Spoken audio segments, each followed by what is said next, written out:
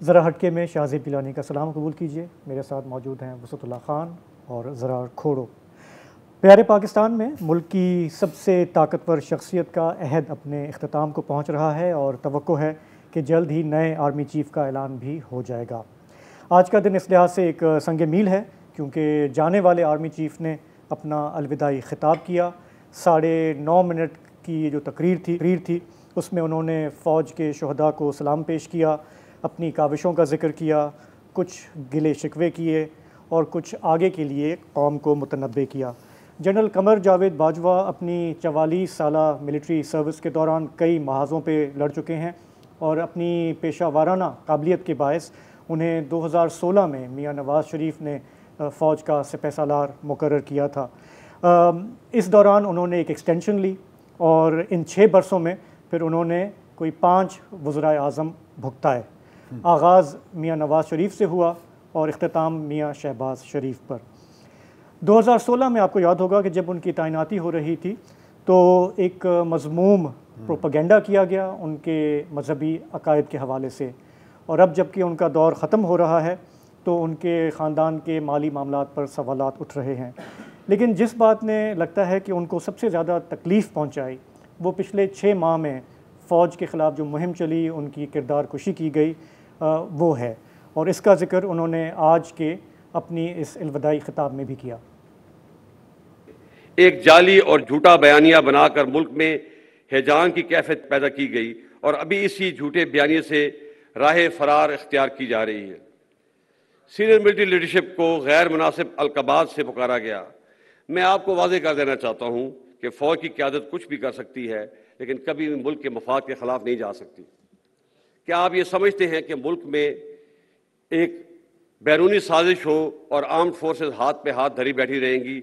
ये नामुमकिन है, बल्कि ये एक गुनाह कबीरा है।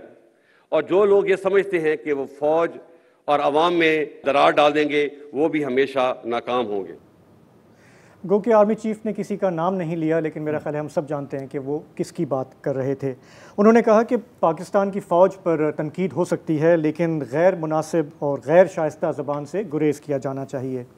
अपने इस 6 साला दौर में आर्मी चीफ़ पर जो ग़ालिबन सबसे ज़्यादा तनकीद हुई वो 2018 के इंतखाबात के हवाले से थी।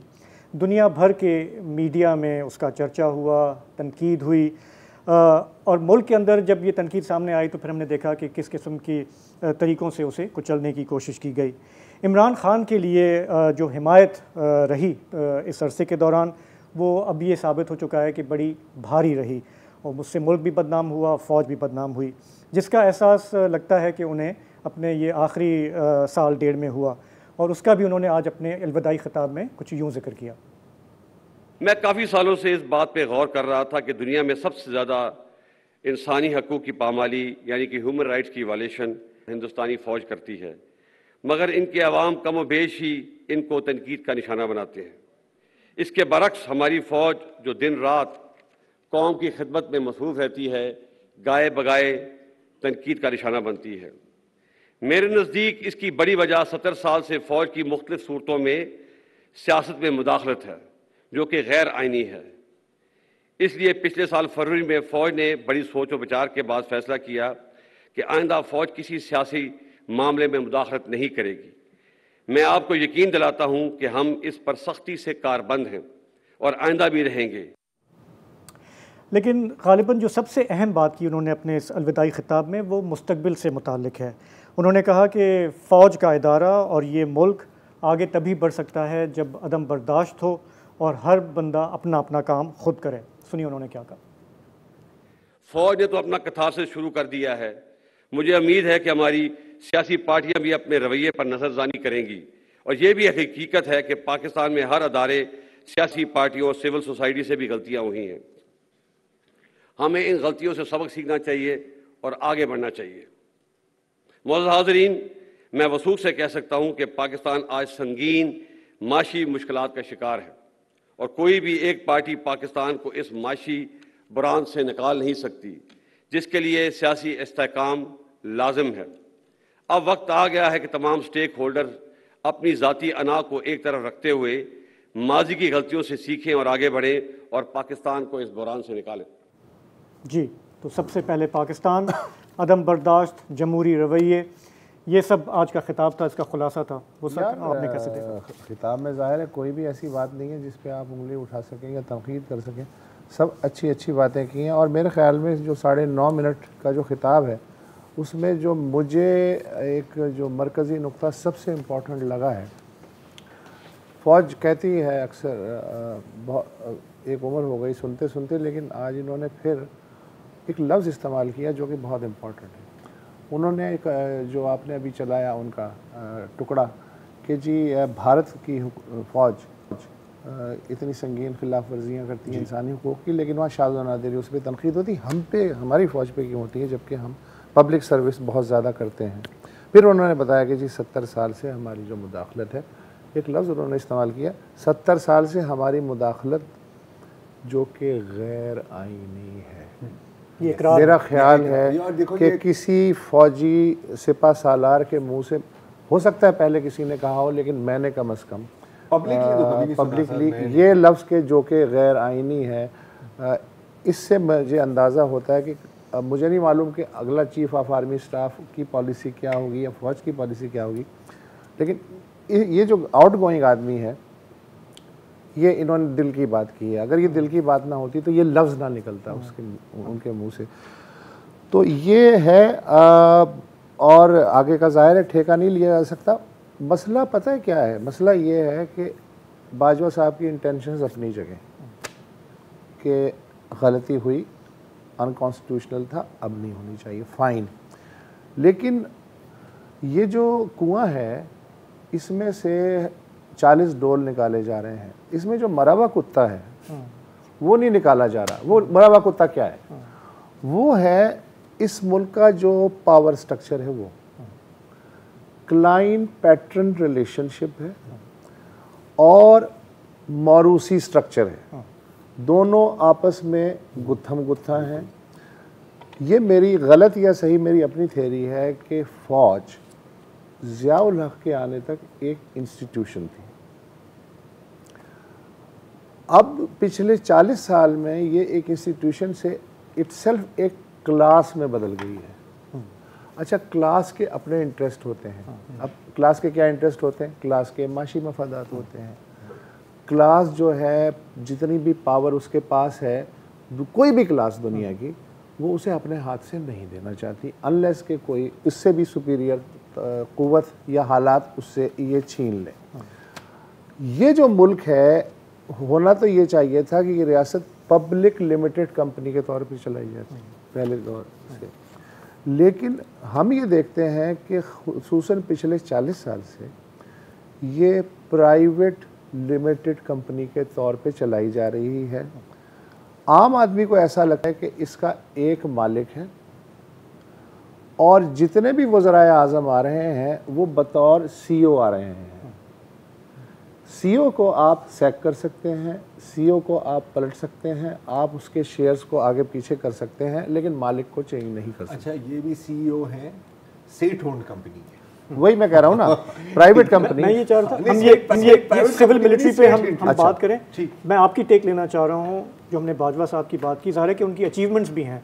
मतलब जो हमने ये क्रिटिसिज्म है वो भी हमने पेश कर दिया, लेकिन चाहे मिलिट्री फ्रंट पे हो, चले मिलिट्री फ्रंट पे अगर हम बात करें तो आई मीन देखें, मेन चीज़ें आती हैं ऑपरेशन अब्दुल फसाद, राइट। फिर आती है आपकी अफगान बॉर्डर फेंसिंग। ये फेंसिंग पहले कभी नहीं हुई। फेंसिंग जो बातें होती रही, बड़ी शुरू यहाँ पर हुई और एंड भी अभी हुई है। आई मीन अच्छा, उस पर भी आएंगे कि कितना सस्टेनेबल है। अच्छा, cease fire with India and in particular line of control पे और पर्टिकुलर बालाकोट। अच्छा, अब उसमें ज़ाहिर है कि सिविलियन क़यादत का भी अपना रोल था, लेकिन I think military response and since he was the military chief, जो नेशनल रिस्पांस था वो ज़बरदस्त था, वो अच्छा था। और ऑब्वियसली फिर चाइना और पाकिस्तान की जो इंक्रीज मिलिट्री कोऑपरेशन है, ये सारी चीज़ें हैं अपनी जगह। ये भी कहना ज़रूरी है यहाँ पर कि बहुत इनकी जो गेन्स थे वो अब कुछ ख़तरे में भी हैं। आपने TTP की दोबारा सरगर्मियाँ देखी हैं वज़ीरिस्तान में, पूरे KP में, स्वात साइड में। बलोच इंसर्जेंसी मेरा ख्याल है कि शिद्दत बढ़ी है, at least in the terms of कि जितने सिस्टमैटिक और वेल प्लान्ड अटैक्स हुए, ये सारी अपनी जगह है। लेकिन जाहिर है कि देखिए मेन मुद्दा तो हमारा सिविल मिलिट्री ही होगा ना, बिकॉज यही चीज़ है जो उनकी लेगेसी को डिफाइन करती है, राइट। और लेगेसी अब यहाँ एंड होती है, राइट जी। आपने थोड़ा इंटरनेशनल जिक्र किया, लेकिन हमने देखा कि पिछले जो ये 3.5 साल थे उसमें भी उनका पसे पर्दा बहुत ही स्ट्रॉन्ग रोल रहा। नहीं, पसे पर्दा के अलावा उन्होंने आज की तकरीर में, जाहिर है अभी पूरी तकरीर तो हम नहीं चला सकते, उन्होंने कहा कि जी रेकोदिक का मामला हो, कारके के जुर्माने का मसला हो, फैटफ के नुकसानात हो, या फाटा का इंतज़ाम हो, सड़क पे बाड़ लगाना हो, या कतर से सस्ती गैस लेना हो, या दोस्त ममालिक से कर्ज का इंतज़ाम करना हो, या कोविड का मसला हो, या सैलाब के दौरान इमदादी काम, फ़ौज ने हमेशा अपनी इस्तेताअत से बढ़ के काम किया। यानी उन्होंने डोमेस्टिक और इंटरनेशनल इशारतन ये जिम्मेदारियां अगर ये सब काम उन्होंने किया तो सिविलियन गवर्नमेंट क्या करेगी? देखो अब इसमें ना पता है मुझे इतना बड़ा और अब सिविलियन गवर्नमेंट, अगर इस सवाल पे बात करनी है तो फिर इस सवाल को भी जोड़ लें कि क्या फ़ौज के सिपह सालार को शौक़ होता है कि वो हर मुद्दे में टांग अड़ाए, या जो हुकूमत होती है वो इस काबिल नहीं होती और उसे बाकायदा जो है उसकी देखिए जहाँ तक फ्लड्स और कोविड की बात है तो यार देखें एक ह्यूज इंस्टीट्यूशन है, एक ह्यूज इंफ्रास्ट्रक्चर है। अगर आप उसको मुल्क के लिए इस्तेमाल कर रहे हैं, मैं इसको इंटरफेरेंस, ये पूरी दुनिया में होता है, पूरी दुनिया में होता है, ये कोई बड़ी बात इमरजेंसी सर्विस, इसको अलग कर देते हैं और फिर इनकी जो पर्सनल डिप्लोमेसी है उस पर आते हैं, you know Saudi Arab, so on and so fourth. मुझे इसमें कोई हर्ज नहीं लगता, बिकॉज मेरा ख्याल है कि अगर आपने मुल्क के लिए काम करना है तो आप sports diplomacy, military diplomacy, civilian diplomacy, FO के थ्रू आपके पास जितने भी कार्ड्स हैं आप उन सबको प्ले करें। I have no issue with that.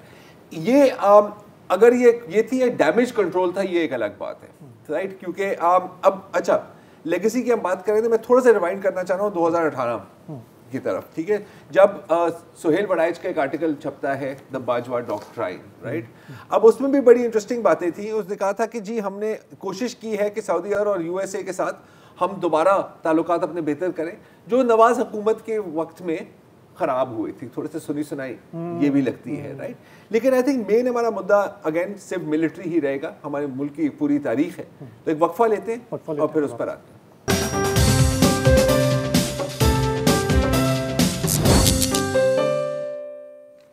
Welcome back. अच्छा, इस स्पीच का एक मुमकिन खुलासा ये भी हो सकता है कि 70 सालों से हमने हर किस्म की एक्सपेरिमेंट ट्राई की है। हम खुद सामने आए हैं, हमने बेसिक डेमोक्रेसी, हमने non party democracy, control democracy, manage democracy, sabotage democracy, और बिल आखिर हम आए हाइब्रिड गवर्नमेंट पर। और ये जो आखिरी एक्सपेरिमेंट है ये इतनी बुरी तरह से आपके मुंह पे फटी है, इतनी बुरी तरह से फेल हुई है, लेबोरेटरी से वायरस भाग गया निकल के, ऐसा वैसा, और इतना म्यूटेट हुआ है कि कोई वैक्सीन नहीं चल रही ना। तो अब you are forced to take a back foot, ठीक है। बैक फुट बंदा लेता है जब आपको मजबूर किया जाता है। कुछ ऐसे होता है ना कि जैसे बंदा सिगरेट छोड़ने की कोशिश करता है, ओके। एक तो आपको मजबूर किया जाता है, बंदा कभी खुद नहीं होता, या तो आप इतने खांस रहे हो कि मुंह से खून निकल रहा है आपके, या तो आपकी फैमिली वाले या बच्चे कहते हैं या डॉक्टर कहता है कि भाई एक और सिगरेट पिया ना तो अगला स्टॉप कब्रिस्तान है, फिर आप क्विट करते हो। और मानता है कि उस वक्त आप कहते हो कि यार बस, मैं कहता हूँ मैं मानता हूँ कि दिल से क्विट किया है आपने सिगरेट, ज़ाती तजुर्बे, मैं बिल्कुल कुछ बेस्ट एनालिसिस वो ये होता है जो दिल से आता है ना यार। तो मैं कहता हूँ कि ये बात दिल से की गई है। लेकिन मैं मसला क्या होता है, आप कहीं बैठे होते हो और आपने बड़ा मज़ेदार खाना खाया होता है, दिल चाहता है यार एक कश पिंदा लगा ले, या चाय होती है, या आप गुस्से में होते हो, या आप खुश होते हो, या डिप्रेस होते हो, यार दोस्त आ जाते हैं कि यार आ जाओ। सबसे बड़ा फैक्टर यार दोस्त का होता है। हाँ, जो सामने बैठे हुए यार सब पीते हैं, कुछ नहीं होता यार, एक सिगरेट पी लो, तो ट्रिगर्स होते हैं। हाँ, अब जहां तक अगर हम जाहिर है कि एनालॉजी ये बन रही है कि पॉलिटिकल इंटरफेरेंस और सिगरेट स्मोकिंग दोनों सेहत के लिए मुज़र है, ठीक है। लेकिन क्या वो ट्रिगर्स हो सकते हैं? उस वक्त आपने एक इशारा किया था इकोनॉमिक फुटप्रिंट की तरफ। हाँ जी, इस वक्त अगर देखा जाए तो पाकिस्तान की जो मईशत है उसमें ज़ाहिर है कि फ़ौज का एक बहुत ही हैवी किस्म का इकोनॉमिक फुटप्रिंट है, और स्टेक्स हैं, और डायरेक्ट भी हैं और इनडायरेक्ट भी हैं। अब मैं एक सिनेरियो ये रखता हूँ कि इन्होंने कहा जी माशी हालात अफ्तर है, सभी को मालूम है। फ़र्ज़ करें कि हम कोई भी हुकूमत ऐसी आती है जो ये कहती है कि अच्छा जी ऐसा है कि हमें ये जो केक है इसमें से 25% की बजाय 50% केक जो है ये चाहिए पब्लिक स्पेंडिंग के लिए। अब उसमें जो रियासत है, अगर वो माँ है और उसने एक केक बनाया है और बच्चे 4-5 हैं, तो जो अगर पावरफुल बच्चा है वो कहे नहीं मैं तो कर लूँगा, तो फिर तो फिर तो मसला ऐसे ही रहेगा। लेकिन अगर आप माँ पे एतमाद करें, जो कि आज तक हुआ नहीं है, तो शायद शुरू में तकलीफ़ होगी। अच्छा, तकलीफ़ हर बच्चे को होगी, फिर आपको भी होगी, मुझे भी होगी, आपको भी होगी, ये देखना चाहिए। सिर्फ ये कि यार मुझे तकलीफ़ ना हो, बाकी सब चीज़ें ये जहन जो है हटाना पड़ेगा। तो ये जब आप कहते हैं ना कि हम न्यूट्रल हैं, तो ये आजमाइश उस वक्त आएगी कि जब मैं एक बजट बनाऊं एक सिविलियन गवर्नमेंट के तौर पे, और मैं कहूँ जी इस साल आपका हिस्सा इतना नहीं इतना होगा, और आप कहें ठीक है जी हमें इन द शॉर्ट टर्म में हो सकता है नुकसान उठाना पड़े, लेकिन लॉन्ग टर्म में जाहिर है कि हम ये कुर्बानी देने को तैयार हैं। फिर दूसरे ये है कि जो पॉलिटिकल मामलात हैं, स्ट्रेटेजिक पॉलिटिकल मामलात, उसमें मैं सबसे पहले बलूचिस्तान की मिसाल दूंगा। 4 चीफ ऑफ आर्मी स्टाफ गुजर चुके हैं। परवेज़ मुशर्रफ से अगर हम काउंट करना शुरू करें, बलूचिस्तान का मसला अपनी जगह मौजूद है। सियासी तौर पे इसको हल करने की नीम दिलाना कोशिशें हुई, लेकिन उसको फिर वापस जो है पता भी नहीं चला, वापस ले लिया गया। आप फैसला कर लें कि ये मसला सियासतदान खुद हल करें। मुझे उम्मीद है कि ये 6 महीने में हो जाएगा, ठीक है। और जो भी है सिफारिशात, जो भी कमेटी बने, उसकी सिफारिशात पे फिर सारे इदारे अमल करें। डॉक्टर ने जो दवा तजवीज़ की है, 3 खुराकें सुबह शाम दोपहर, उसमें से खुराक लेना बंद ना करें, तब जाके ये मामला हो सकता है। वो क्रंच आएगा, उस वक्त पता चलेगा कि कोई इदारा जो है कितना न्यूट्रल है। हाँ, एक और क्रंच भी है, एक और पॉसिबल ट्रिगर भी है, क्योंकि देखें इकोनॉमिक स्टेक्स की हमने बात की, ठीक है, कोई ढकी छुपी बात नहीं है। उसके साथ एक नेटवर्क है पेट्रनेज की, और वो क्या है कि तकरीबन आप हर भी इदारा देख लें, आपको कभी कभी लगता है कि ये एक रिटायरमेंट स्कीम की तरह फंक्शन कर रहे हैं ना, यहाँ पर भी रिटायर्ड, वहाँ पर भी retired, so on and so fourth. ये जो सिलसिला है, मतलब ये भी एक जो गैर अस्करी इदारे हैं, जी बिल्कुल, उनमें जो आपके लोग हैं, जो लगाए जाते हैं, I mean for whatever reasons, अगर उन पर हाथ डाला गया, फॉर व्हाटएवर रीजन, कि यार देखें हम अफोर्ड नहीं कर सकते, या हमें कोई टेक्नोक्रेट चाहिए, हमें कोई एक्सपर्ट चाहिए, बाकायदा हमने एड्स देखे हैं कि इस ओहदे के लिए आपको वॉर कोर्स करनी जरूरी है, और ओहदे का कोई ताल्लुक नहीं है जंग के साथ, चाहिए ना। तो यहाँ पर अगर इस पर आखिरी बात की, अगर इस पर हाथ डाला गया और एक रिएक्शन आया, वो फिर दोबारा फिर बंदा हो सकता है कि पैकेट खरीद ले। अच्छा, मुझे लग रहा है we may be reading too much in ज्यादा। ये जो न्यूट्रल की जो बात हुई है ना, वो मेरा अपना अंदाजा है, वो ये कह रहे हैं कि जी एक्टिवली जो हम सियासत मैनेज कर रहे थे, लेकिन हमने उससे 1-2 स्टेप्स पीछे लिए, लेकिन कभी ये नहीं कहा कि माली मामलात हैं या फॉरेन पॉलिसी है, या वो एक कॉस्मेटिक इम्पैक्ट तो उसका हो सकता है, लेकिन जो रिजल्ट ये लेना चाह रहे हैं वो रिजल्ट तब तक नहीं आएंगे जबकि दीगर शोबों से विड्रॉ नहीं करते। इन्हीं बातों की वजह से मुल्क में किसी ने भी इस न्यूट्रल वाली बात को सीरियसली नहीं लिया। मतलब इमरान खान ने तो चले उसको चढ़ाई कर दी कि ये गलत बात है, और पता नहीं क्या क्या कह दिया, लेकिन जो अच्छा, जो सीनियर एलिमेंट है, फिर एक चीज़ और भी होती है यार, हम ज़रूरतमंद भी हैं, हम बुज़दिल भी हैं ना। हम कहते हैं जी इलेक्शन होने चाहिए, सारे स्टेक होल्डर्स कहते हैं इलेक्शन होने चाहिए। अच्छा, जब रिजल्ट्स आते हैं तो हम घबरा जाते हैं, हम कहते हैं नहीं नहीं यार ये अवाम को क्या पता, ये तो बेवकूफ़ लोग हैं, ये है, हम बताते हैं कि ये होगा। उसकी वजह से 70 से लेके आज तक देख लें, अवाम पे 100% एतमाद कभी नहीं किया गया, और सिर्फ इलेक्शन का ड्रामा हुआ है, और इलेक्शन के बाद के रिजल्ट्स को मूव करके अपना मर्जी का एक उन्होंने केक बनाने की कोशिश की। यार एक दफ़ा ये भी ट्राई कर लें, इन जाहिल अवाम की राय पे एतमाद कर लें, इसलिए कि इन्हीं को रहना है। हो सकता है अशराफिया तो बाहर भी रह सकती है, लेकिन वो मरेगा, जिंदा रहेगा, वो यहीं रहेगा। 20-21 करोड़ है बेचारा, और वो चाहे आपको अच्छे लगे या मुझे अच्छा लगे। तो सवाल ये है कि जो उनका वोट है उसके हिसाब से चलें। हो सकता है कि वो जो हुकूमत आए वो बिल्कुल बर्बाद कर दे, लेकिन वही आदमी अगले इंतखाब में जब उस पर डायरेक्ट पड़ेगी कि यार मैंने तो गलती कर बैठा, तो फिर वो सेल्फ करेक्शन का अमल होगा। छोटी सी बात, लेकिन हम डरते हैं, हम जो हैं उसको ड्रामा तो करते हैं इलेक्शन का, लेकिन फिर उसके इलेक्शन से डरते हैं। एक छोटी सी बात जो मैं चाह रहा हूँ कि थोड़ा सा आप क्लैरिफाई कर दें, उन्होंने 1971 का जिक्र किया हाँ। कि जी ये फौजी शिकस्त नहीं थी, ये सियासी शिकस्त थी। हाँ। मुझे नहीं समझ में आया कि आज क्यों किया, उसकी यार, क्या। अच्छा, बहुत लोग ये सवाल पूछ रहे हैं। कुछ लोग कह रहे हैं कि यार कभी हो सकता है कि सारी चीज़ें क्लियर कर रहे हैं तो ये भी डाल दिया बीच में। मेरा ख्याल है उन्होंने फैक्ट चेक किया। हाँ, फैक्ट चेक किया। मेरा ख्याल है, कुड बी रॉन्ग, कि क्योंकि पीटीआई और उनके सपोर्टर की तरफ से ये एक चल रही थी ना, एक बयानिया चल रहा था कि जी अब वही सिचुएशन क्रिएट हो रही है जो 1971 की क्रिएट हो रही है। और अगर आप इनको देखें कि इससे पहले उन्होंने क्या बात की थी, तो वही बात की थी ना कि जी आप तनकीद कर सकते हैं लेकिन थोड़ा सा जबान संभाल के, डोंट गो टू फार। तो आई थिंक ये उसको चेक करने के, मतलब उसको उन्होंने इतना सीरियसली लिया है। लेकिन इतना सीरियसली लिया हर बात को, हालांकि सीरियसली इतना नहीं लेना चाहिए। और दूसरी बात यह कि मैं एक वन लाइनर देता हूँ, उस पर फिर हम मेरा ख्याल है इस डिबेट को इख्तिताम पजीर भी कर सकते हैं कि यार ये डिबेट क़यामत चला सकते हैं कि 1971 का सानेहा सियासी गलती थी या फौजी गलती थी। मैं मान लेता हूँ ये सियासी गलती थी, ठीक है। अब आप ऐसा करें, हमीदुर रहमान कमीशन रिपोर्ट जो है ना, जो 45 साल से सरकारी तौर पे ऑफिशियली रिलीज़ नहीं हुई, वैसे लीक हुई है, उसको ऑफिशियली रिलीज़ कर दें। उसमें पता चल जाएगा कि किसका क्या रोल था, बजाय इसके कि हम एक दूसरे से गुत्थम गुत्था हूँ। चलो इसी बात पर एक वक्फा लें।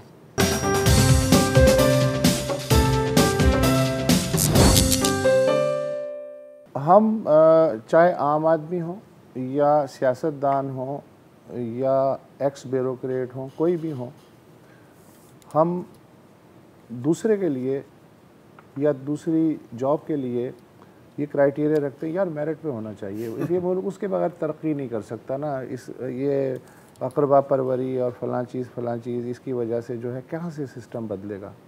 बहुत अच्छी बात है ये, लेकिन जब हम पे बात आती है तो हम साइड पकड़ लेते हैं। और बिलखुसूस जो हमारे सियासतदान हैं उनके बारे में अगर कहा जाए, छोटी जमातों को छोड़ दें, जो कौमी सतह पे ऑपरेट करने वाली जमातें हैं, उसमें एक और तनकीद जो होती है जिसका उनके पास फ़िलहाल कोई तोड़ नहीं है, आएँ बाएँ शाएँ हो जाती है, और जो दलाइल होते हैं वो बड़े कमज़ोर होते हैं, वो ये है कि मरूसी सियासत होती है।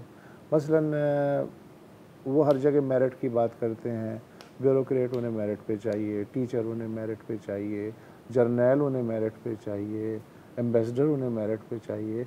लेकिन जो पार्टी की क़यादत होती है एक ख़ास हद से ऊपर, वो हाँ मेरिट दम तोड़ देती है। नून लीग शरीफ ख़ानदान ज़ाहिर है आपके जहन में आएगा, काफ लीग ज़ुरैर चौधरी बरदरान आपके जहन में आएंगे, ANP ज़ाहिर वली ख़ान की फ़ैमिली आपके जहन में आएगी, JUI मौलाना फजलुर रहमान की फ़ैमिली जहन में आएगी, पीपल्स पार्टी भुट्टो ख़ानदान ज़रदारी ख़ानदान आपके जहन में आएगा। तो ये तो आसान मिसालें हैं। और अगर मैं छान भटक के निकालूँ कि कौन कौन सी जमातें मौरूसी सियासत से पाक हैं, तो मुझे शायद 3 या 4 जमातें नज़र आएंगी। PTI किसी हद तक फ़िलहाल ऊपर की क़यादत है, जिस पे मौरूसियत इस कदर ज़्यादा नहीं है। MQM उसमें आप कुछ भी कह सकते हैं, लेकिन मौरूसियत की छाप उसमें नहीं देख सकते। जमात इस्लामी उसमें जो भी है इलेक्शन के ज़रिए होता है, और एक मरहूम तहरीक इस्तक़लाल थी, मैं उसको भी इसी सफ़ में शामिल करता हूँ। ये जो मौजूदा बरसर इक़्तिदार अलायंस है, इसमें आप ये देख लें कि ये महंगाई कम करने के लिए आए थे, ये मईशत ठीक करने के लिए आए थे, और ये मेरिट के नाम पे आए थे। मुझे कोई एतराज़ नहीं है, जो मैं ख़बर अब पढ़ने जा रहा हूँ यकीनन हाजी ग़ुलाम अली साहब हैं, साबिक़ सेनेटर रह चुके हैं, और इसके अलावा उन्हें सितारा इम्तियाज़ भी मिल चुका है। वो सेनेट की जो है इत्तलात व नशरियात कमेटी के चेयरपर्सन भी रह चुके हैं, और वो KP का जो बोर्ड ऑफ इन्वेस्टमेंट है उसके मेंबर भी रह चुके हैं। बिल्कुल तजर्बेकार आदमी हैं, तजर्बेकार शख्सियत हैं। आज सदर ममलिकत ने वज़ीर आज़म की सिफारिश पे नए गवर्नर खैबर पख्तूनख्वा के तौर पे उनके नाम की मंजूरी दे दी। हाजी ग़ुलाम अली का ताल्लुक़ जमीयत उलमा इस्लाम से है, ये भी कोई बात नहीं है।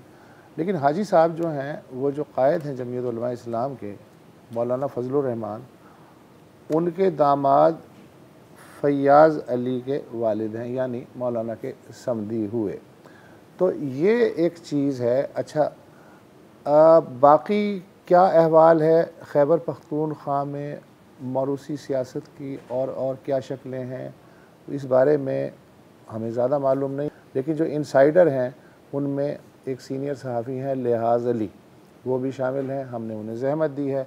लिहाज अली, ये बताइए कि क्या सूरत हाल है, ये हिस्टोरिकली मौरूसी सियासत ही वहाँ चलती है या चलाई जाती है या क्या है चक्कर? मैं चाहता पहले थोड़ा सा बता दें हाजी गुलाम अली के बारे में हमें, हाँ, वो क्योंकि वहाँ पे उनकी क्या सियासी और कारोबारी क्या अहमियत है, लिहाज बताइएगा।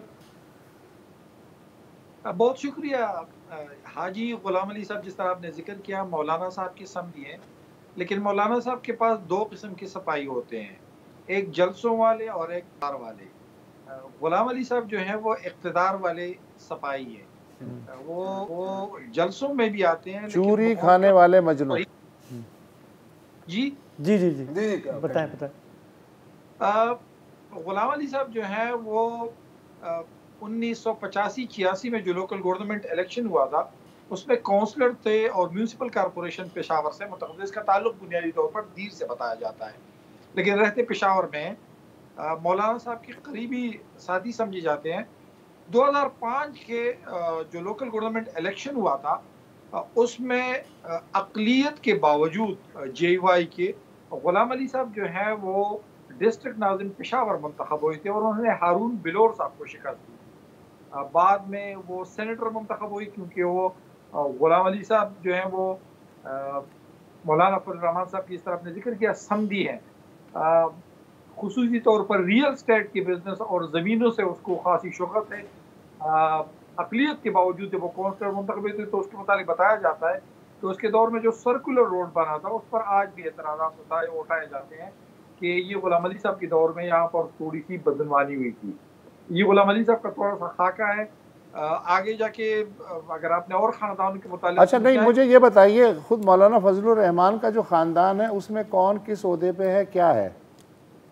ये गुलाम अली साहब जो है इस वक्त गवर्नर हैं। इसके अलावा मौलाना फजलुर रहमान साहब के भाई जो हैं वो अताउर रहमान साहब, वो सेनेटर हैं और पार्टी की सूबाई अमीर हैं। लुत्फ़ुर रहमान साहब रुकने सूबाई असम्बली है। इसके अलावा रेहाना इस्माइल, जो उसकी हम उसको क्या कह सकते हैं पश्तो में, उसकी बहन के, उसकी बीवी की बहन है, वो रुकनी सूबाई असम्बली है। शाहिदा जो उसके एक और करीबी रिश्तेदार है वो रुकनी कौमी असम्बली है। असद महमूद साहब जो इस वक्त वफाकी वजीर हैं वो इस वक्त वफाकी वजीर बराए मवासलात हैं। जुबैर साहब जो गुलाम अली साहब की बेटी हैं वो मेयर ऑफ पेशावर हैं।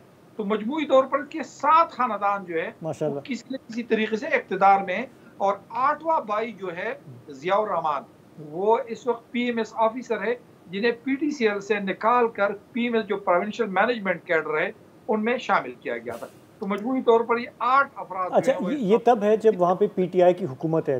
अभी आप फुल फ्लेज इक़्तिदार में भी नहीं है। अभी आते हैं ना PTI को, ज़ाहिर है कि ऊपर की सतह पे तो देखते हैं गैर मौरूसी सियासत है, लेकिन इस वक्त मुझे परवेज़ खटक साहब क्यों याद आ रहे हैं, अपने लिहाज अली साहब? उनका भी कुछ ऐसा ही खाका है ना?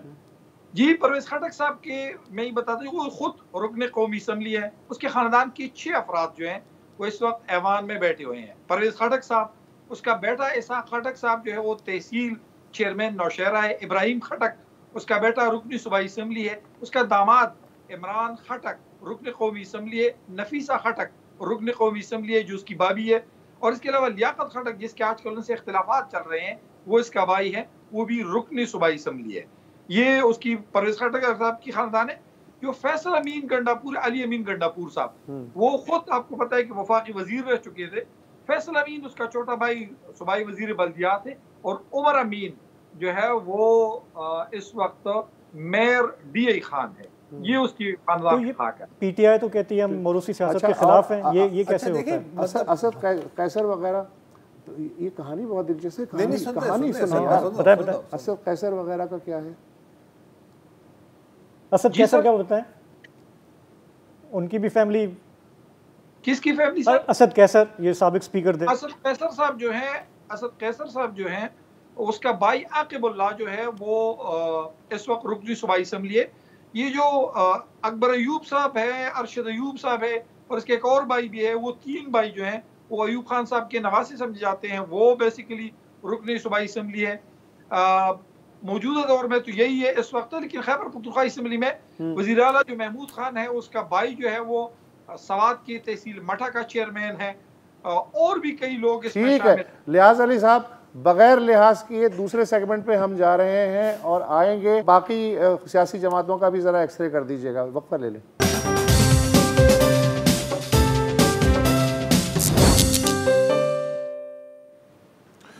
मौलाना फजलुर रहमान के समधी हाजी ग़ुलाम अली आज खैबर पख्तूनख्वा के गवर्नर तैनात हो गए हैं। इस लिहाज से एक सवाल उभरा है कि मौरूसी सियासत आखिर कहाँ तक।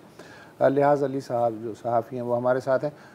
जी, अब ये बताइए कि अवामी नेशनल पार्टी और फिर पीपल्स पार्टी और नून लीग, जैसे भी आप चाहें, आपके पास 3.25 मिनट है। वलीउल्लाह खान साहब, जिस तरह आपने जिक्र किया अभी, तो वली खान फैमिली जो है वो बादशाह खान, फिर उसके बाद खान अब्दुल वली खान, उसके बाद असफदयार वली खान और फिर ऐमल वली खान, और इसी तरह हैदर हूती भी उन्हीं का, जो असफदयार वली खान का करीबी रिश्तेदार है, वो वज़ीर आला खैबर पख्तूनख्वा बने हैं। और उसके वालिद साहब जो थे वो आपको पता है कि माजी में वज़ीर मवासिलात थे नवाज शरीफ साहब की पहली काबीना में, जो 1990 में बनी थी। तो ये उनके करीबी उस वक्त समझे जाते हैं। वहाँ पर भी ख़ानदानी चाप जो है वो वली खान फैमिली तक ही महदूद है। फैसल करीम कुंडी इस वक्त वज़ीर आज़म के मामले खुसूसी हैं। इस वक्त उनके साथ जो है वो अहमद करीम कुंडी रुकन सूबाई असम्बली है। ये पाकिस्तान पीपल पार्टी से इनका ताल्लुक़ है। तहरीक इस्लाहात जो है वो पाकिस्तान इस वक्त अलहाज शाजी गुल, जिसका ताल्लुक़ कबायली ज़िला खैबर से, उनका बेटा और इसके अलावा उनका जो भतीजा है वो दोनों अरकान सूबाई असम्बली है।